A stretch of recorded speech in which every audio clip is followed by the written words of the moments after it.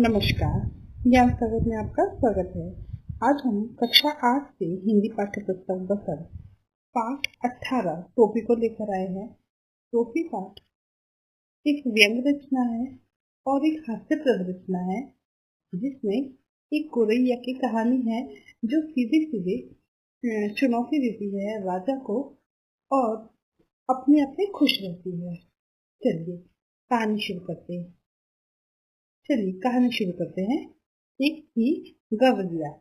गौरिया होती है एक चिड़िया, ठीक है। एक था गवरा, नर गोरैया अर्थात जो चिड़िया होती है मेल, नर। दोनों एक दूसरे के परम संगी थे, साथी संगी थे। जब भी जाते साथ ही जाते, साथ हंसते, साथ ही रोते, एक साथ खाते पीते, एक साथ सोते। भिनसार होते ही खोते में निकल पड़ते। भिनसार कहते हैं सुबह से पहले, भोर होते ही हत्थे से निकल पड़ते और खोते से निकलकर दाना चुगते। छुटपुटाहट होते ही खोते में आ घुसते। खोते उस जगह को कहा गया है जहाँ पर उन्होंने अपने रहने का स्थान बनाया हुआ था, जो कि किसी पेड़ का टहनी हो सकती है। उसके अंदर जो खोखला स्थान होता है वो भी हो सकता है और छोटा सा उनका घोंसला हो सकता है। खोते में आ घुसते, थकान मिटाते और सारे दिन की देखे सुने की हिस्सेदारी बांटते। एक शाम गवरिया बोली, आदमी को देखते हो कैसे रंग बिरंगे कपड़े पहनते हैं, कितना फपता है उन पर कपड़ा, खाक फपता है। गवरा तपाक से बोला, कपड़ा पहन लेने के बाद तो आदमी को बदसूरत लगने लगता है आज लक जीरा चुग गए हो। गवैया बोल पड़ी, कपड़े पहन लेने के बाद आदमी की कुदरती खूबसूरती ढक तो जाती है। गवरा बोला, अब तू ही सोच, अभी तो तेरी सुगड़ काया का एक एक कटाव मेरे सामने है। रोवे रोवे की रंगत मेरी आंखों में चमक रही है। अब अगर तू मानुष की तरह खुद को सरापा ढाक ले तो तेरी सारी खूबसूरती ओझल हो जाएगी कि नहीं।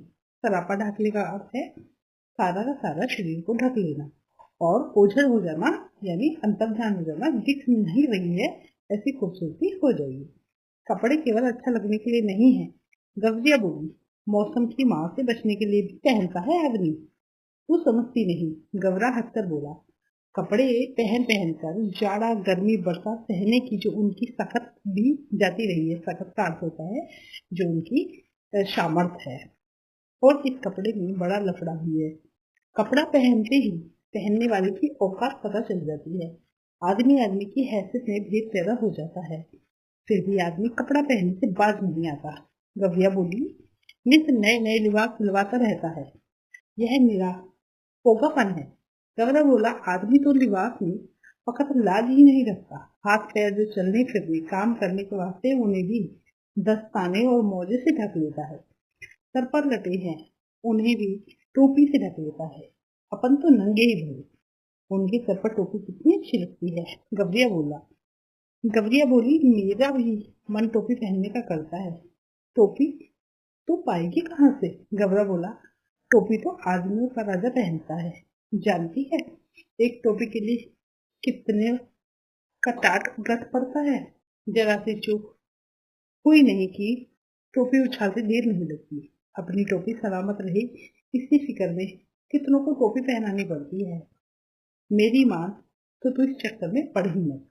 गवरा था तनिक समझदार, इसलिए शक्की। जब गौरिया भी जिद्दी और दुनगी पक्की, ठान लिया, उसको ही जीवन का लक्ष्य बना लिया। कहा गया है, जहाँ चाहा है वहां रहा है। आपने इतनी कहानी में देखा कि वो दोनों ही नर मादा चिड़िया का जो जोड़ा है वो आपस में हर तरीके की बातें करते हैं और बहस भी करते हैं। उनके विचार नहीं मिलते हैं, कभी कभी वो झगड़ा भी करते हैं, लेकिन फिर भी वो साथ रहते हैं। लेकिन यहाँ पर हमने गौरैया का देखा कि मन जब कोई चीज ठान लेती है तो उसकी धुन में लग जाती है। वह धुन की पक्की है और थोड़ी जिद्दी भी है। और लेखक कह रहे हैं कि जहाँ चाह होती है वहां राह होती है। जब हम किसी चीज को करने की इच्छा करते हैं तो हमें रास्ता मिल ही जाता है। मामूल के मुताबिक अगले दिन दोनों घुरे पर चुगने निकले। चुगते चुगते उसे रुई का एक पाहा मिला। पाहा रुई को कहा गया है। मिल गया मिल गया मिल गया। गवरिया मारे खुशी के घुरे पर लौटने लगी।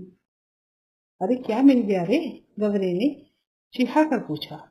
मिल गया, टोपी का जुगाड़ मिल गया। गवरिया ने गवरे के सामने रुई का पाहा धर दिया। तेरे जैसे ही एक बावरा और था, गवरा बोला। रास्ता चलते चलते उसे अचानक एक दिन पड़ा हुआ चाबुक मिल गया। चाबुक था बड़ा उम्दा और लचकदार, किसी घुड़सवार के हाथ से छुटकर गिर गया होगा।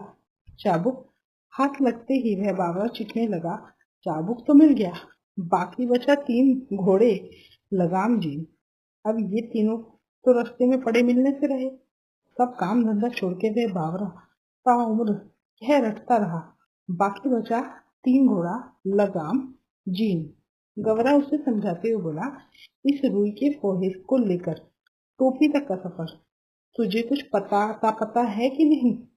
बस देखते जाओ अब कैसे बनती है टोपी। गवरिया रुई का फोया लेकर एक धुनी के पास गई। दुनिया से मुनहार करने लगी कि दुनिया भैया इस रुई के फोए को धुन दो। हम बता दें कि दुनिया उसे कहते हैं जो रुई को धुनता है और उसको फोए फोए कर देता है। मुनहार कहते हैं मिन्नतें करने, प्रार्थना करना।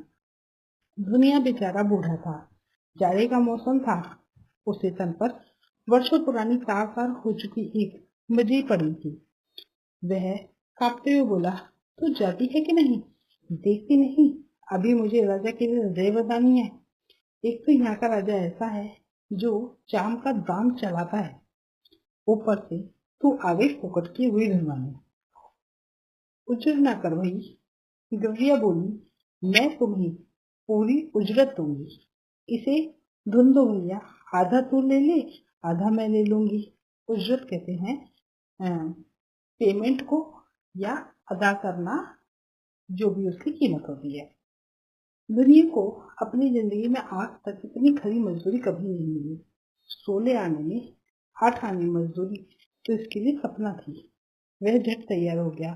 घर जो उसकी ताती बज उठी। उसने बड़े मन से रुई धुनी। लोई से इसमें से आधा धुनिया ने ले लिया और आधा गवरिया ने। इससे उत्साहित गवरिया एक कोरी के यहाँ गए और कहने लगे, कोरी भैया, इस धुनी रुई की सूट काट दो। कोरी की कमर थोड़ी झुकी हुई थी। उसने बदर पर धज्जी हो चुका है गुस्सा डाल रखा था। वह बड़ी अनिच्छा से बोला, तुम लोग यहाँ से भागते हो कि नहीं? देखते नहीं अभी मुझे राजा जी के लिए अचकन के लिए सूट काटनी है। मुझे फुर्सत नहीं है मुफ्त में मलार गाने की। भैया, इस मुल्क के सब काम क्या राजा जी के लिए होता है? गवरिया अचरज से बोली, तू किस मुल्क से आई है? कोरी ने उसे भर आंख देखा। जानती नहीं यहाँ का चलन, खट मरे बरधा, बैठा खाए तुरंत। यहाँ सब काम राजा जी के नाम पर और राजा जी के लिए होता है। राजा जी के लिए लुगिए बुगिए भी तो बहुत हैं, इसी में उनका भी काम होता है। मुकरो मत भैया, हम तुम्हें मोक्कल मुआवजा देंगे। गवरिया बोली, इसे काट दो, आधा तुम ले लो, आधा मैं ले लूंगी। कोरी भी तैयार हो गया। इतनी वाजिब मजदूरी पर काम न करना मूर्खता होगी। तन तन करके उसकी तकली ताता थैया करने लगी। काफी महीन और रचेदार सूप काट दिया उसने। कदम कदम पर मिलते कारीगरों के सहयोग से गवरिया को आगे बढ़ने पर उकसा लिया। इसके बाद भी दोनों एक बुनकर के पास गए, इसरार करने लगे। बुनकर भैया, इस कटी सूट से कपड़ा बुन दो। बुनकर इन्हें अकबक होकर देखने लगा। हटते ही यहाँ से, देखते नहीं अभी मुझे राजा जी के लिए बागा बुनना है। अभी थोड़ी देर बाद ही राजा जी के कारिंदे हाजिर हो जाएंगे। साव करे भाव दो, जवाब करे चाकार। इतना कहकर बुनकर अपने काम में मशगूल हो गया। मशगूल मतलब लग गया, उसमें जुट गया। इसी बुंदे भैया, गवरिये ने साहस चुरा कर बोला, साहस संजोकर कहा, हम सैत बेत का काम नहीं करवाते। इसे बुंदे और आधा तू ले ले, आधा हम ले लेंगे।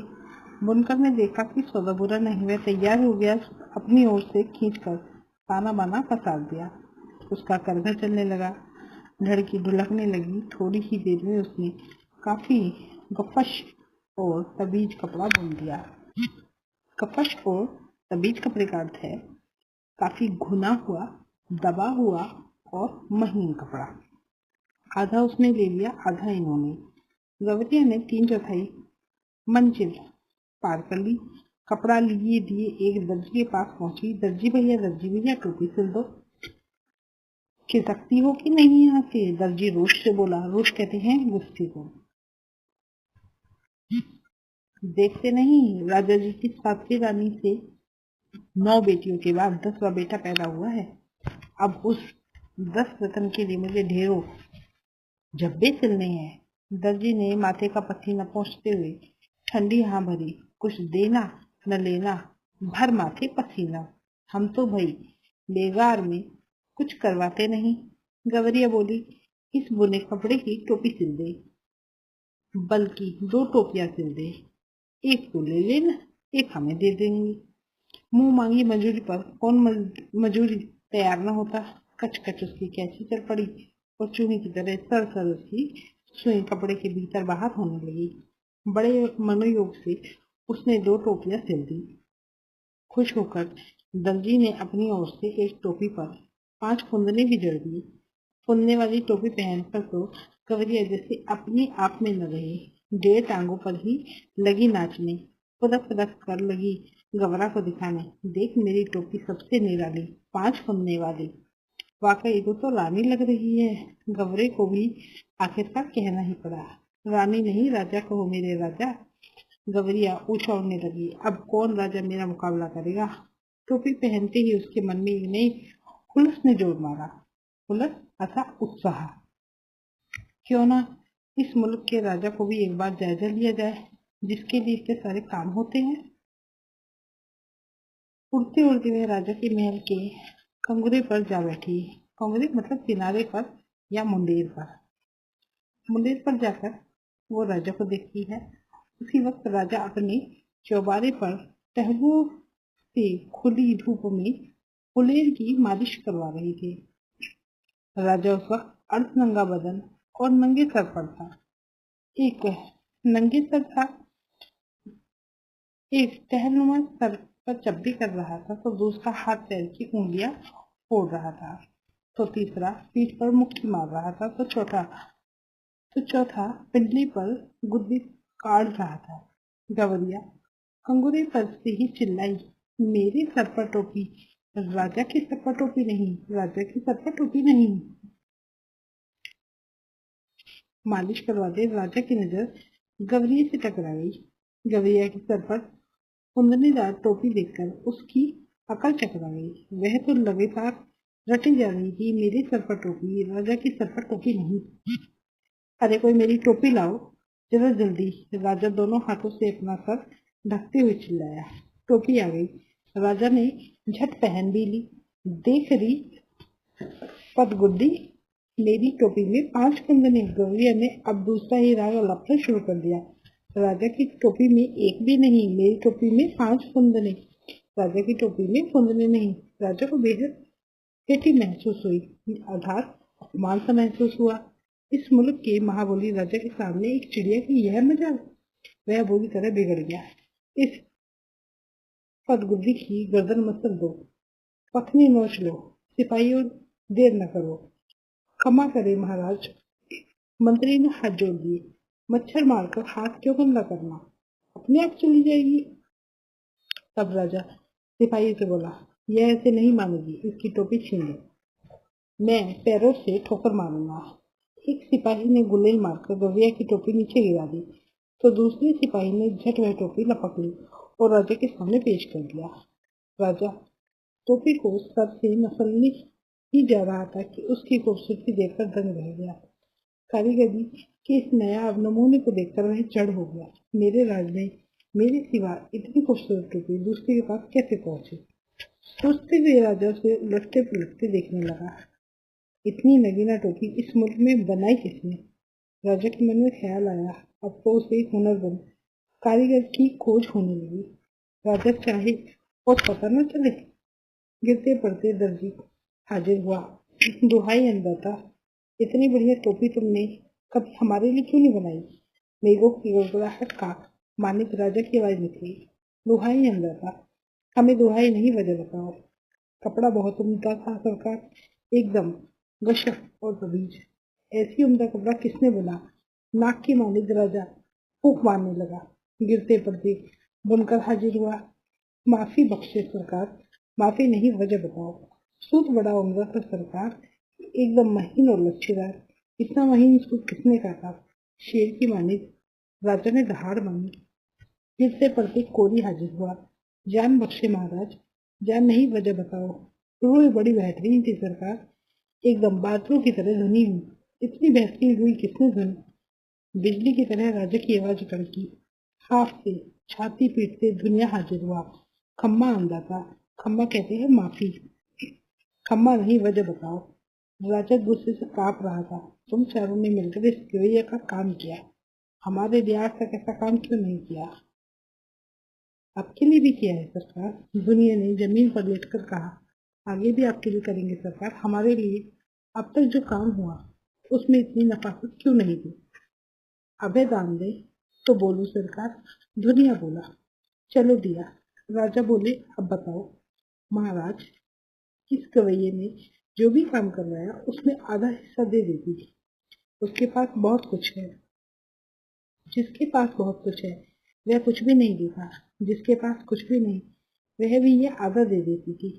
इसीलिए इस काम में अपने आप नफासत आ गई सरकार। नफासत कहते हैं खूबसूरती और अच्छाई। दुनिया दंडवत पर दंडवत किए जा रहा था। देख ले राजा, आंख में उंगली डालकर देख ले, इसके लिए पूरे मोल चुकाए हैं, बेकार की नहीं है यह। गवैया फिर चिल्लाने लगी। यह राजा तो कंगाल है, मेरा कंगाल, इसका धन घट गया लगता है, इसे टोपी तक की नहीं झुकती, तभी तो इसने मेरी टोपी छीन ली। राजा तो वाकई अक पका गया था। एक तो तमाम कारीगरों ने उसकी मदद की थी, इस टोपी के सामने अपनी टोपी की कम सुनती। तीसरे खजाने की खुलती पोल। इस बाकी कैसे पता चला कि धन घट गया है? तमाम बेगार करवाने बहुत सख्ती से लगान वसूलने के बावजूद राजा का खजाना खाली ही रहता था। इतना ऐशोआराम, इतनी लश्करी, इतनी लवाजमी का बोझ खजाना संभाले तो कैसे? तमाम लोग निकल आए, यह अनोखा तमाशा देखने। मंत्री ने खोल से कहा, तू मुंह फुट तो राजा को बेपर्दा ही करके दम लेगी। राजा तो खुद घबरा रहा था, जट से बोल पड़ा, इसकी टोपी वापस कर दो। सिपाहियों ने कहना माना, टोपी वापस कंगोरे की ओर हवा में उछाल दी। गवरिये ने फिर से टोपी पहन ली। उड़ उड़कर कहने लगी, यह राजा तो डरपोक है, निरा डरपोक, मुझसे डर गया, तभी तो इसने मेरी टोपी लौटा दी। कौन इस मुफ्त के मुंह लगे? क्यों मंत्री जी, कहकर राजा ने अपनी टोपी कसकर पकड़ ली। तो बताइए आपको ये कहानी कैसी लगी, और उस गवैये का काम करने का तरीका कैसा लगा, राजा के ऊपर जो उसने व्यंग किया वो आपको कैसा लगा, और इससे आपको क्या शिक्षा मिलती है, ये भी मैं जानना चाहती हूँ। आपने ये कहानी से क्या शिक्षा प्राप्त की? आज के लिए इतना ही। वीडियो अच्छी लगी है तो वीडियो को लाइक कीजिए, दोस्तों में शेयर कीजिए और बने रहिए ज्ञान सागर में। नए व्यूअर्स प्लीज चैनल को सब्सक्राइब कीजिए। आज के लिए इतना ही, मिलते हैं अगली वीडियो में। धन्यवाद।